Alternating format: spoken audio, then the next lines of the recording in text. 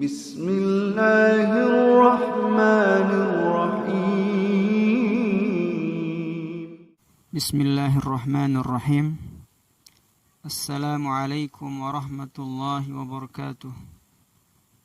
Alhamdulillahi hamdan katsiran tayyiban mubarakan fih kama yuhibbu rabbuna wa yardah.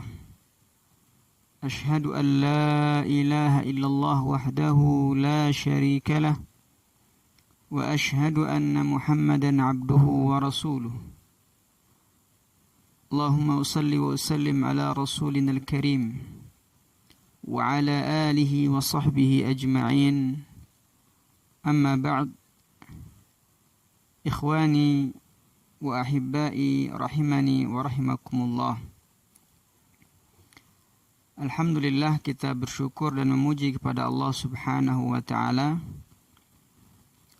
Sampai hari ini Allah Subhanahu wa ta'ala masih mencurahkan hidayahnya, melimpahkan kepada kita taufiknya, mencurahkan nikmat-nikmatnya, sehingga pada kesempatan yang baik ini kita bisa melanjutkan kegiatan belajar mengajar kita. Semoga nikmat Allah Subhanahu wa ta'ala yang ada pada kita hari ini terus dilanggengkan, terus diberikan kepada kita. Dan salah satu caranya adalah dengan cara mensyukuri nikmat-nikmat tersebut. Ikhwani wa ahibai rahimani wa rahimakumullah. Pada pertemuan sebelumnya kita telah mengawali pembahasan adab yang keempat, yaitu adab al-wudu, adab-adab berwudu. Dan perlu ana ingatkan kembali di sini, di adab al-wudu atau bab ini kita hanya akan membaca atau mempelajari hal-hal yang berkaitan dengan adab wudu itu sendiri. Adapun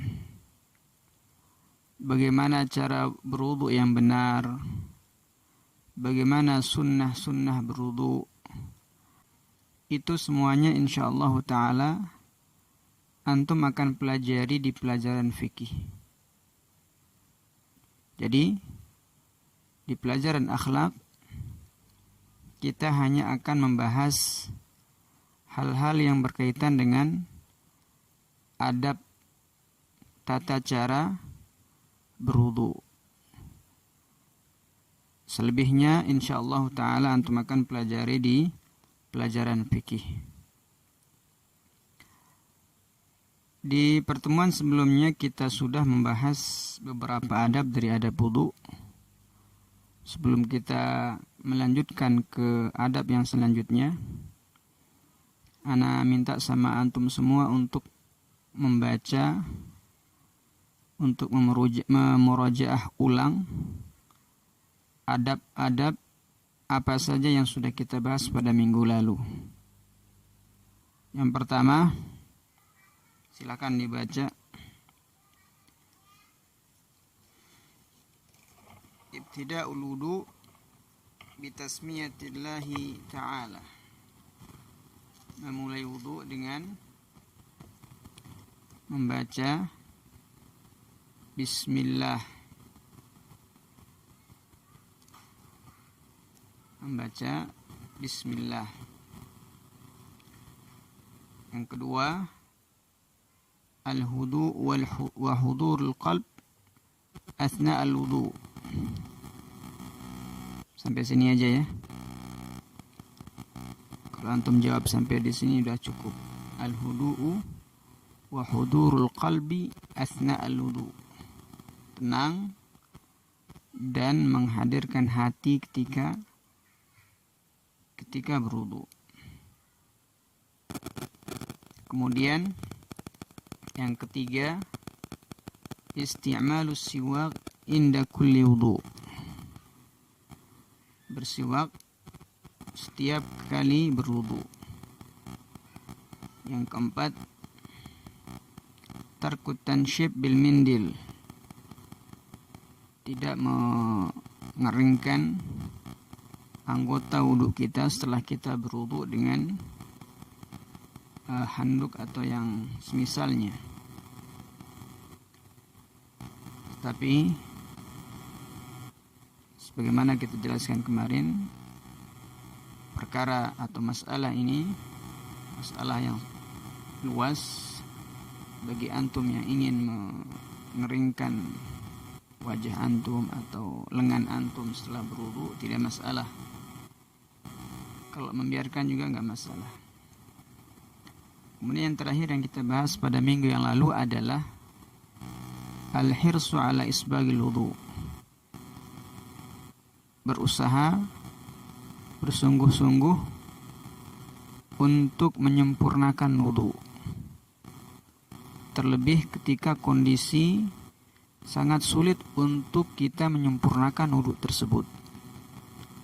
Seperti saat cuaca terlalu dingin. Ya. Jangankan misalnya membasuh 3 kali, sekali aja sudah Masya Allah dinginnya luar biasa. Nah, dalam kondisi seperti ini kita dianjurkan untuk menyempurnakan wudu kita. Ikhwani wa ahibai rahimani wa rahimakumullah. Adapun adab yang ke-7, silakan diharokati kalau misalnya belum diharokati. At-ta'akkudu min wusulil ma'i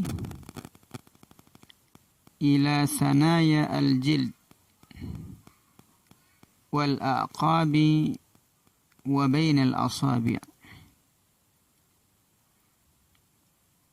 At-ta'akkud, memastikan, min wusulil ma'. Wusul artinya sampai. Al-ma' artinya air. Kalau misalnya antum bisa menerjemahkan atau menulis terjemahnya di atas atau di bawah kalimat, itu lebih bagus. Dan kalau misalnya antum menghafal mufradat tersebut, itu lebih bagus lagi. Usul artinya sampai, alma air, ila ke sanayal jild, ke sela-sela kulit atau pori-pori kulit, wal aqab, dan juga al-aqab jamak dari aqb. Aqbun itu tumit ya. Wa bainal asabi'i, baina antara asabi' jari jemari. Yang ke-7 ini, di antara adab wudu adalah hendaknya seorang muslim,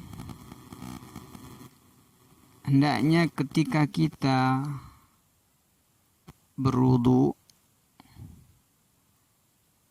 benar-benar memastikan bahwasanya air wudu tersebut, air wudu kita benar-benar sampai ke kulit kita. Jangan sampai ketika kita berwudu ada sebagian kulit anggota wudu kita belum terkena air. Wal aqab, dan juga kita harus memastikan ketika kita berwudu tumit kita benar-benar sudah kena dengan air, sudah basah. Dan juga kulit yang ada di antara jari jemari kita. Ya, kulit yang ada di antara jari jemari kita.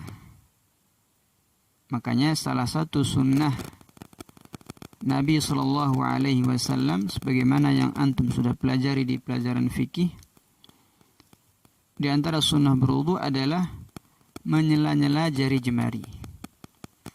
Fungsinya apa? Supaya air wudu kita benar-benar membasahi daerah tersebut. Ada salah satu tempat yang kalau kita amati, seringkali anak-anak yang luput darinya. Ketika dia berwudu, seringkali mereka atau bagian ini tidak terkena dengan air wudunya. Selain tumit ya. Selain tumit, ada satu lagi yang seringkali terlewatkan oleh sebagian orang ketika dia berwudu. Ada yang tahu? Daerah tersebut adalah siku-siku. Coba antum perhatikan, teman-teman antum kalau berwudu. Perhatikan ketika dia membasuh siku-sikunya.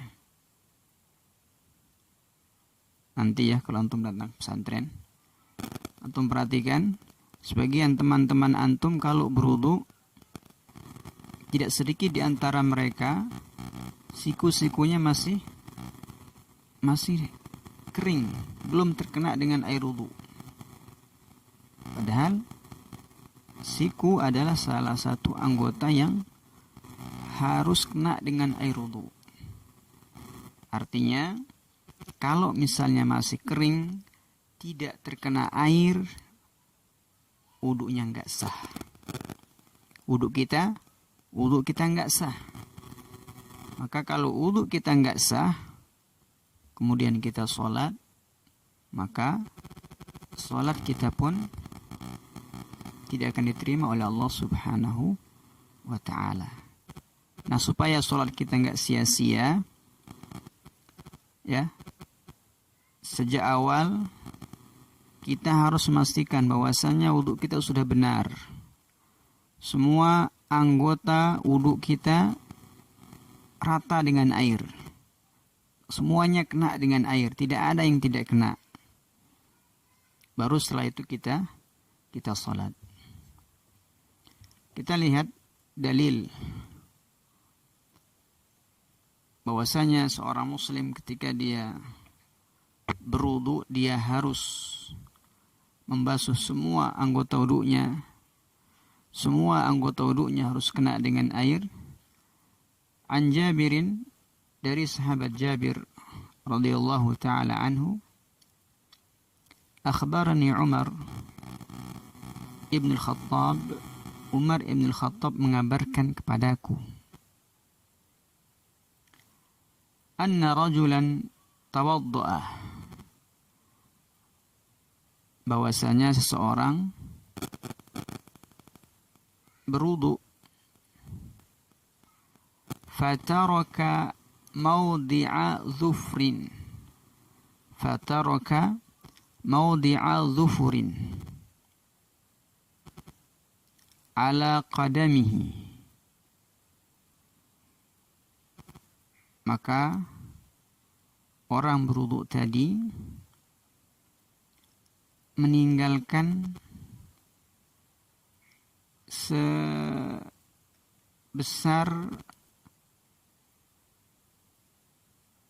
kuku di kakinya yang belum terkena air. Fa'absarahu an-nabiy sallallahu alaihi wasallam, kemudian Nabi sallallahu alaihi wasallam melihat orang tadi, melihat sahabat tadi. Faqal, sembari berkata, irji' fa ahsin wudu'ak. Kata Nabi, antum harus wudu ulang. Perbagus wudu'mu, kata Nabi sallallahu alaihi wasallam. ulang lagi wudunya, perbagus wudunya. Faraja'a, kemudian sahabat tadi pun balik dan kembali berwudu. Kemudian setelah itu dia pun salat. Faraja'a thumma shalla. Ikhwani wa ahibbai rahimani wa rahimakumullah. Dari hadis ini menguatkan, atau hadis ini menguatkan apa yang kita katakan sebelumnya. Ketika kita berwudu, ketika seorang muslim berwudu, tetapi ada sebagian anggota wudunya belum terkena air wudu, meskipun kalau di hadis ini Nabi mengatakan, atau Umar Ibn Khattab radhiyallahu ta'ala menceritakan, seluas sebesar kuku, tidak banyak, hanya sedikit yang belum kena air. Namun apa akibatnya? Rasul minta dia agar mengulang wudunya, supaya sholat yang dia kerjakan bernilai di hadapan Allah Subhanahu wa ta'ala. Karena kalau misalnya wudunya nggak benar, ada sebagian anggota wudunya belum terkena air wudu, maka sholatnya tentu tidak akan diterima oleh Allah Subhanahu wa ta'ala. Padahal kita sudah sama-sama tahu, antum mungkin sudah sering mendengar bahwasanya amalan yang pertama kali akan dihisab pada hari kiamat kelak nanti adalah ibadah sholat kita. Kata Nabi SAW, awwalu ma yuhasabu bihil abdu yawmal qiyamah salatuh, fa in salahat saluha sa'iru amalih, fa in fasadat fasada sa'iru amalihi, atau kama qala Nabi sallallahu alaihi wasallam. Amalan yang pertama kali akan dihisab kelak pada hari kiamat bagi seorang hamba adalah salatnya. Kalau salatnya bagus, maka semua amalannya akan jadi bagus. Dan sebaliknya, apabila salatnya rusak, maka amalan-amalan yang lain pun Nabi katakan akan menjadi rusak.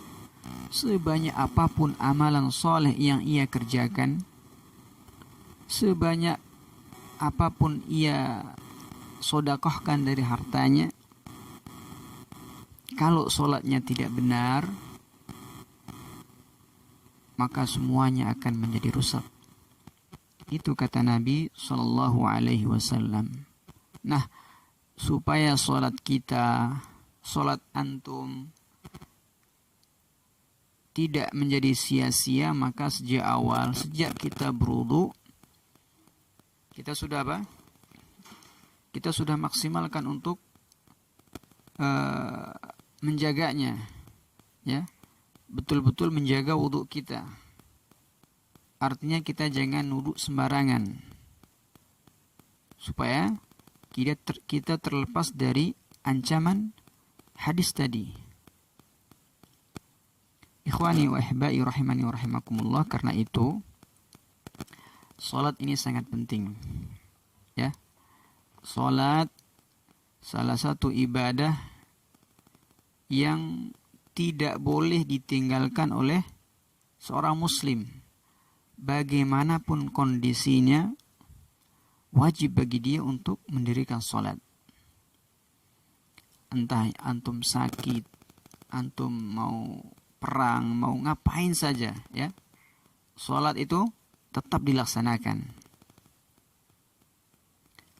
Makanya sangat mengherankan banyak sekali di antara para pemuda, bahkan orang-orang yang seusia dengan antum, yang tidak peduli dengan sholatnya,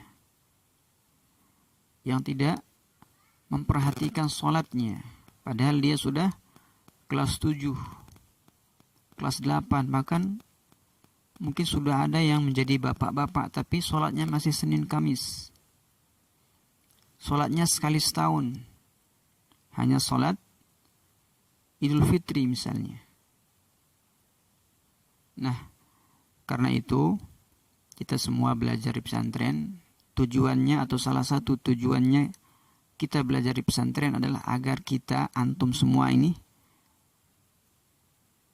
mampu menjaga sholat antum bagaimanapun kondisi antum nanti, ya, mau di pesantren, di luar pesantren, mau di dalam negeri, luar negeri, kita harus tetap menjaga sholat kita.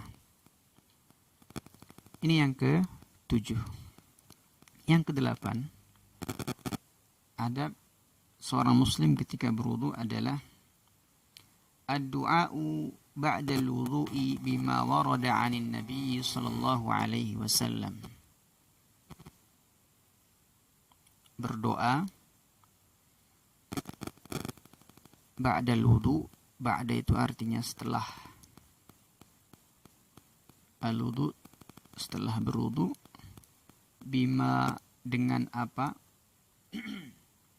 warada yang datang, anin nabi sallallahu alaihi wasallam, dari Nabi sallallahu alaihi wasallam. Ini juga jangan sampai kita lewatkan jika kita berwudu, jangan sampai kita lupakan adab ini, ya. Setiap kita selesai berwudu disunahkan untuk berdoa kepada Allah Subhanahu wa taala. Mana dalilnya? Wa an Umar bin Khattab radhiyallahu an qala, dia berkata, qala Rasulullah sallallahu alaihi wasallam, Rasulullah sallallahu alaihi wasallam bersabda, man tawaddaa, man artinya man itu barang siapa, tawaddaa berwudu,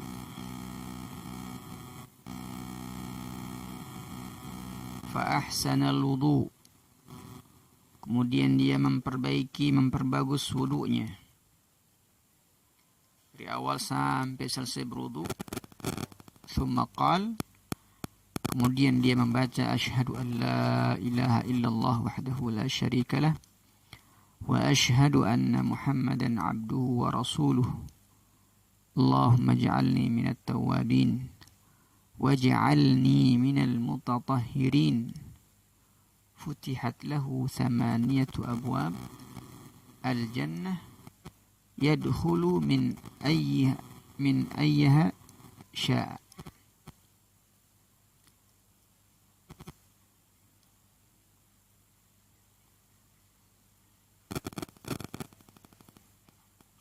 Nabi sallallahu alaihi wasallam mengatakan,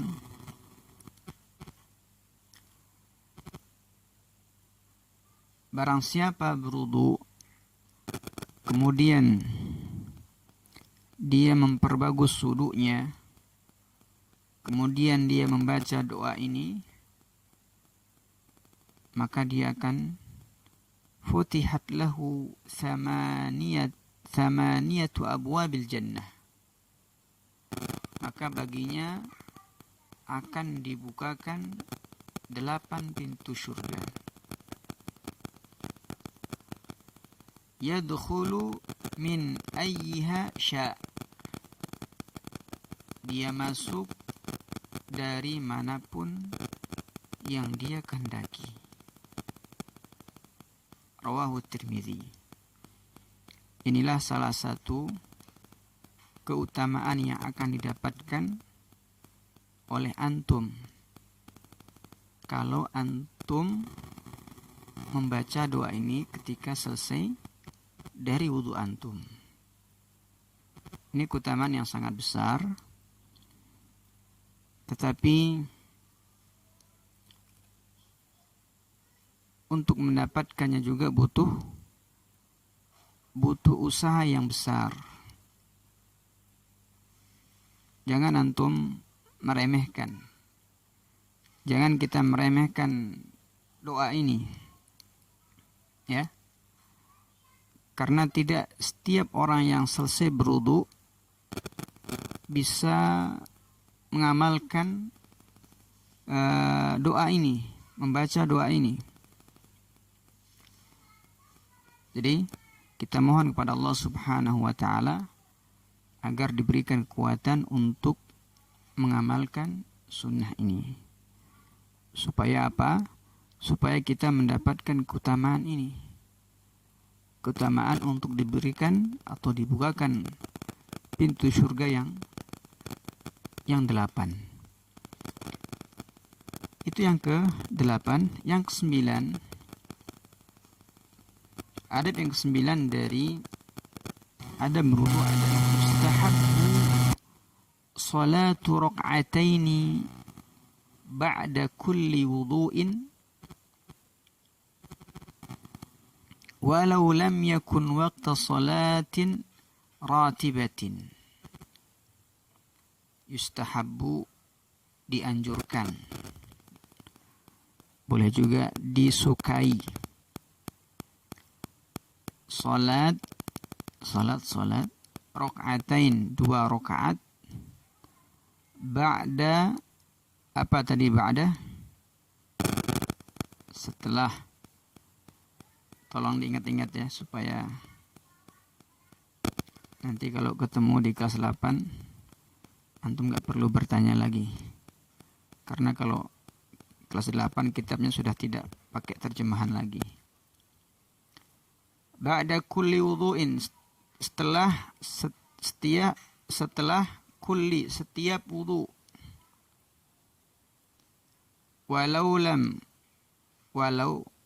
Walaupun, meskipun lam yakun waqta salatin ratibatin, bukan waktu salat ratibah. Salat ratibah, salat wajib, atau salat sunnah ratibah. Jadi para santri-santri sekalian, setelah kita berwudu, kita disunnahkan untuk mengerjakan salat 2 rakaat yang disebut oleh para ulama salat sunnah wudu. Salat sunnah wudu. Apa keutamaan yang akan didapatkan bagi antum setelah berwudu kemudian salat 2 rakaat? An Uqbah bin Amir al-Juhani, dari Uqbah bin Amir al-Juhani, anna Rasulullah sallallahu alaihi wasallam qala ma min ahadin yatawaddau fayuhsinul wudu wa yusalli rak'ataini yuqbilu biqalbihi wa wajhihi alaihima illa wajabat lahul jannah. Kata Nabi sallallahu alaihi wasallam, ma min ahadin, tidak seorang pun, yatawadda, yang berwudu, fayuhsinul wudu'a, kemudian dia memperbagus wudunya, wa yusalli rak'atain, setelah dia berwudu dengan bagus dia salat 2 rakaat, yuqbilu biqalbihi wa wajhihi alaihima, 2 rakaat ini dia kerjakan dengan khusyuk, hatinya, wajahnya menghadap kepada Allah Subhanahu wa ta'ala. Maknanya dia kerjakan 2 rakaat sunnah wudu ini dengan khusyuk, maka apa yang akan didapatkan? Illa wajabat lahul jannah, kecuali diwajibkan baginya surga, kecuali akan mendapatkan surga. Ma'asyiral ikhwah rahimani wa rahimakumullah, kalau kita lihat keutamaan sholat sunnah wudu ini sangat luar biasa, ya, sangat besar. Karena Nabi mengatakan wajabat alaihil jannah, pasti masuk surga.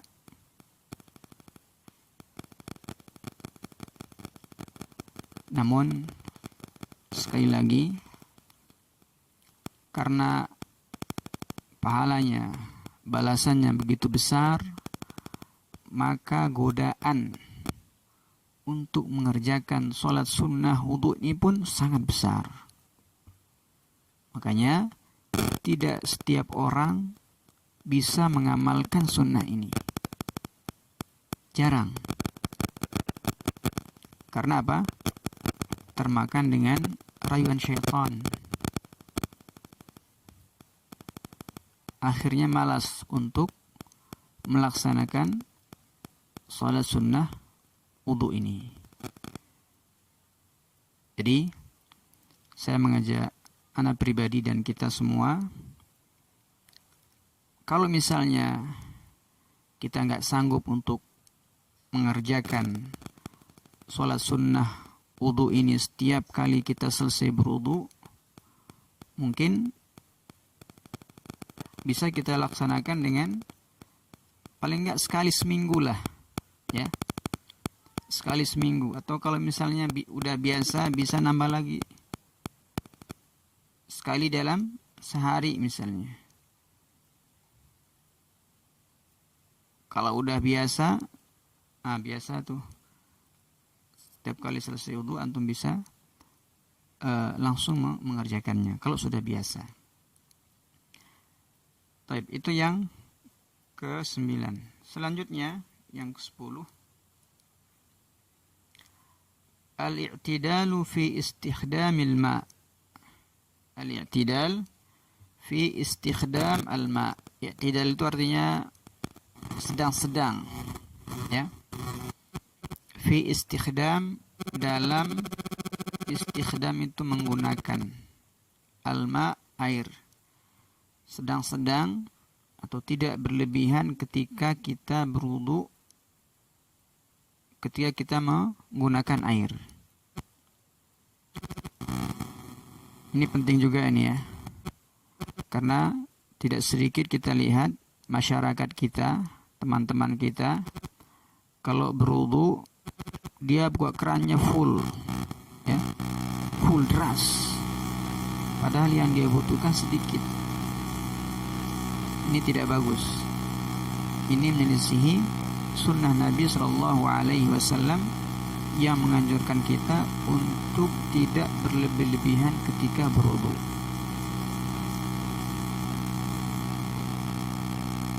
Wa tajannubu sabbil ma' min ghairi hajah, dan tidak menuangkan air. Sab itu sabba yasubbu, menuangkan air, min ghairi hajatin, tanpa ada keperluan. Jadi kalau kita sudah selesai wudunya, maka air yang ada nggak perlu diambil lagi, nggak perlu dituangin lagi. Au azyada fil ghusli ala 3 marrat, dan juga kita tidak perlu membasuh anggota badan kita lebih dari 3 kali, ya. Fahuwa israfun, karena itu termasuk israf, perbuatan yang menyia-nyiakan, membuang-buang air yang tidak dibenarkan oleh syariat. Jadi poin yang ke-10, ketika antum berwudu dimanapun, ya, entah itu antum berwudu di rumah atau di tempat wudu masjid, maka usahakan, ya, bukalah keran itu secukupnya, ya, nggak perlu buka full, nggak perlu air yang deras untuk berwudu itu, ya, buka sedikit aja, sedikit saja, nggak perlu banyak-banyak. Dan itulah yang sunnah, berwudu dengan air yang sedikit. Meskipun katanya airnya melimpah, meskipun dalam kondisi air melimpah kita diajarkan dan dianjurkan untuk tidak berlebih-lebihan menggunakan air ketika kita berwudu. Mana dalilnya? An Abdullah bin Amr bin As, dari Abdullah bin Amr bin As, anna Nabiy sallallahu alaihi wasallam marra bi Sa'din wa huwa yatawadda. Suatu hari Nabi sallallahu alaihi wasallam melewati Sa'ad wa huwa yatawadda, ketika itu Sa'ad sedang berwudu. Faqal, ma hadha sarafu ya Sa'ad. Kalau bahasa kita, kerannya deras banget. Kenapa engkau berwudu dengan membuka keran yang begitu besar?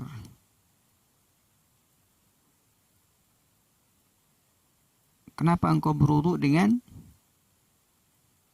air yang berlebihan? Kemudian Sa'ad mengatakan, afil wudu'i sarafun? Apakah dalam berwudu itu ada yang berlebih-lebihan? Ada yang mubazir? Qala na'am. Nabi mengatakan, iya, ada. Kemudian Nabi SAW mengingatkan Sa'ad, wa in kunta ala nahrin jarin. Meskipun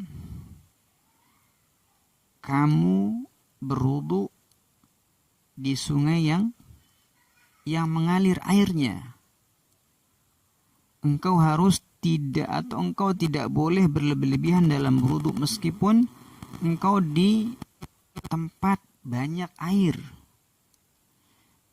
Nabi SAW mengajarkan kita hemat di hadis ini, ya, karena kita nggak tahu sehari, sebulan, 2 bulan ke depan, tidak ada yang tahu bahwasanya air itu akan terus mengalir di situ. Pasti air itu akan masih ada. Tidak ada yang tahu.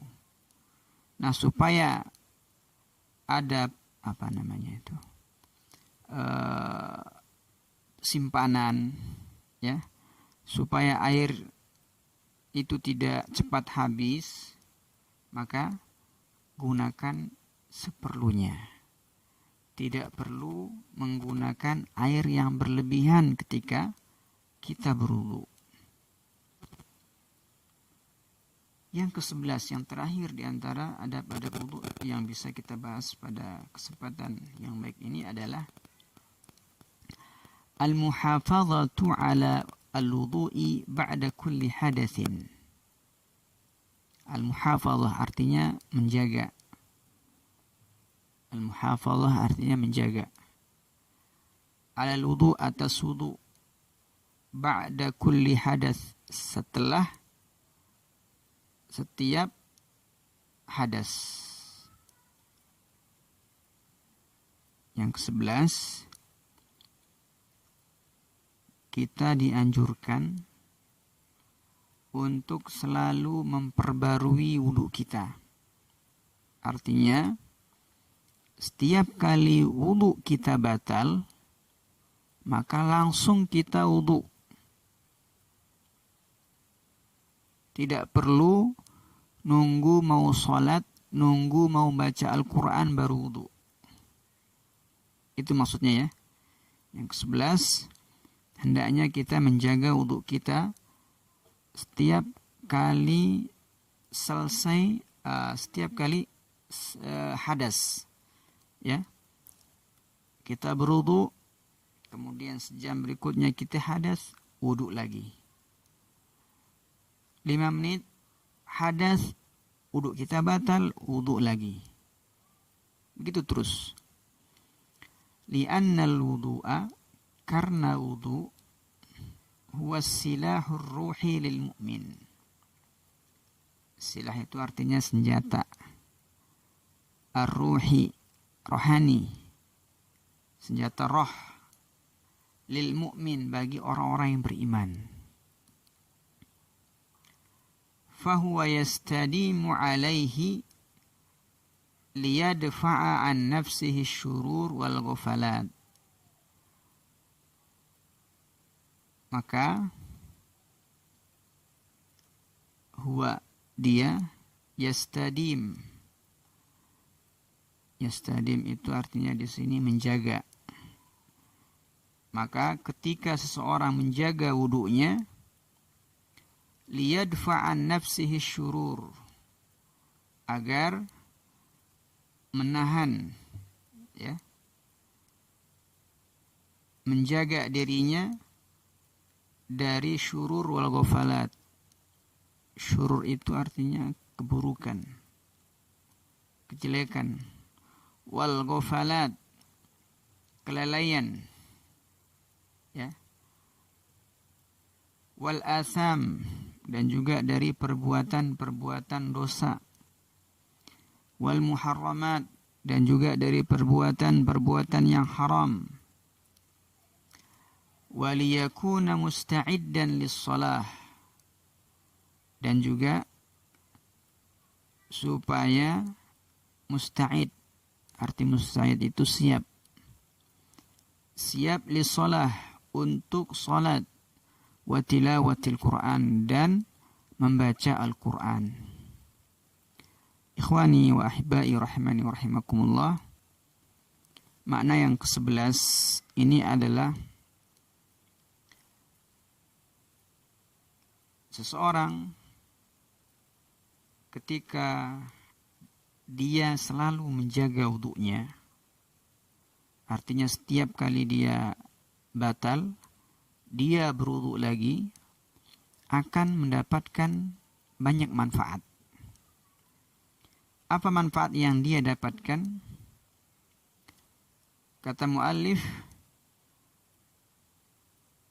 wudu tersebut bisa menahan dirinya untuk berbuat keburukan. Wudu tersebut bisa akan menahan dirinya dari sifat lalai. Wudu tersebut bisa menahan dirinya dari melakukan hal-hal yang haram, dari perbuatan-perbuatan dosa. Dan juga, ini yang penting, orang yang selalu menjaga wudunya, dia akan selalu siap untuk mendirikan sholat dan juga membaca Al-Quran. Ikhwani wa ahibbai rahimani wa rahimakumullah. Inilah adab yang terakhir dari adab-adab wudu di bab adab al-wudu ini. Semoga